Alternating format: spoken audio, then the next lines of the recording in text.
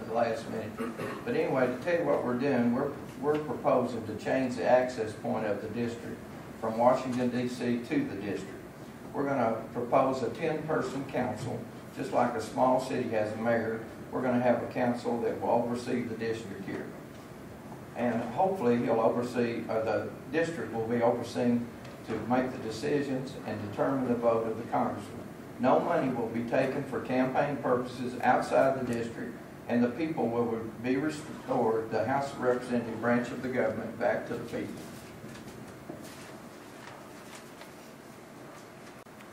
Thank you all for having this forum today for all the candidates. It's a real pleasure to be here on behalf of Congressman Whitfield. I realize the hour is late and the mind can only absorb what the Rurian can endure. We've all been sitting for a while. So I just want to say it's an honor to be here for Congressman Whitfield. Look forward to answering the questions. Congressman Whitfield has been a true conservative representative in Washington, D.C. for the 1st Congressional District. His roots run very deep here. As you know, many of you went to high school with him here in Madisonville. He has a great record with business and manufacturing in particular. He's received the National Association of Manufacturers Legislative Excellence Award for every year that he's been in Congress. And that's due to the fact that he represents your interest before the U.S. Congress. Pro-business, creating jobs. Thank you very much. Well, I would like to make sure that there was a job at the end of the education. My daughter she crammed, I guess, 4 years of college into 8, and now she can't get a job. She works at Pizza Hut. She's in the literature field and was in writing. My son was a trade school trainee, and now he's managing, which is a good job, the Sturgis Family Dollar.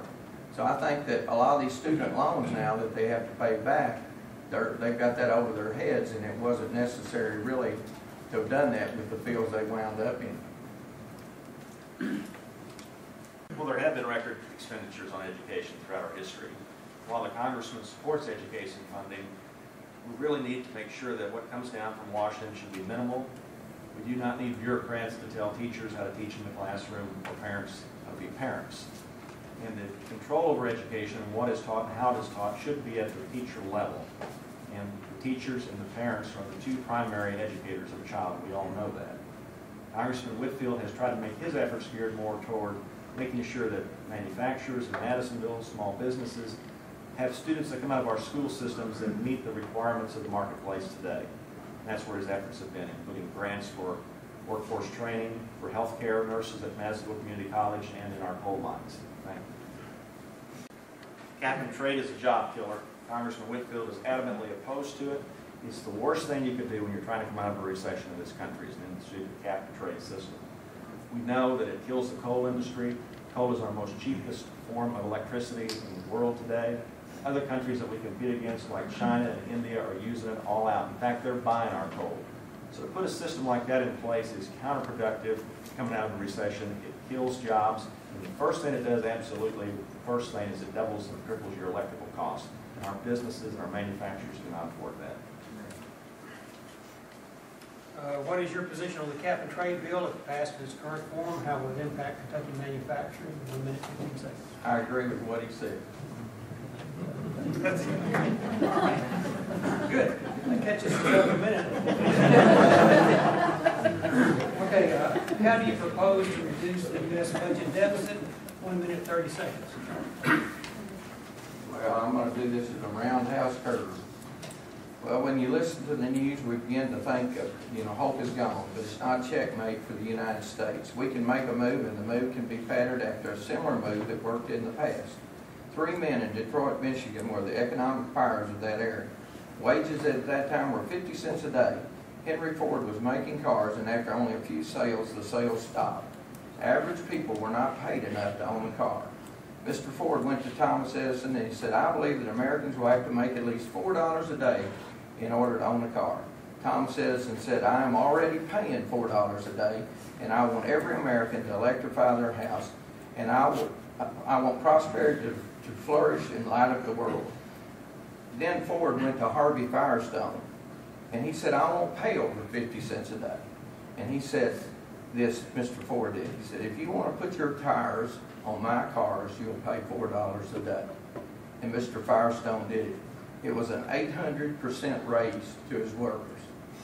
America is still the great work marketplace for the world. It's this simple. We can no longer accept goods where the workers are paid a slave wage.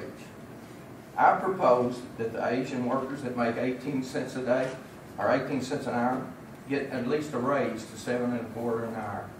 I believe that in Mexico, where they're living in the cardboard houses at $2.50 an hour, need to receive a raise to 7 1/4 an hour. If not, don't sell it in the USA. Give freedom to get freedom, and this will work because our own Lord and Savior said, "Do unto others as you have them do unto you." Thank you. Well, the first answer is to spend less. And as it's been said here, spend more wisely.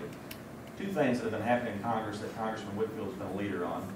One is to implement and follow through on the pay-go rules, which says if you create more spending in the federal government, need new programs, you have to have it paid for before you start. Congress has been waiving that rule as they vote on these pieces of legislation, and the congressman thinks that's wrong. If we're going to have that system, we need to follow it. If it's not paid for, you don't implement it, and you don't put it into place and make it another requirement or cost to our government. The other thing that the congressman's been a big advocate for is a 2-year budget cycle, where you spend 1 year authorizing programs that we feel are important for the federal government to spend taxpayer dollars on, but you debate those programs. Are they working? Are they necessary? Do they really advance our country in a forward direction? And then the second year, that's the first year, the authorization process, the actual debate about it, the talk, the look at the programs, see if they're working. The second year is the authorization process, or the appropriations, where you actually put funding with that. Today, they spend the year arguing about how much to spend on all these programs. They never get into the meat and potatoes of the program and whether or not it's actually doing what it was supposed to do or whether it's even necessary. We just keep passing these budgets every year. We need a 2-year budget cycle, and the congressman is very supportive of that. Thanks. Okay.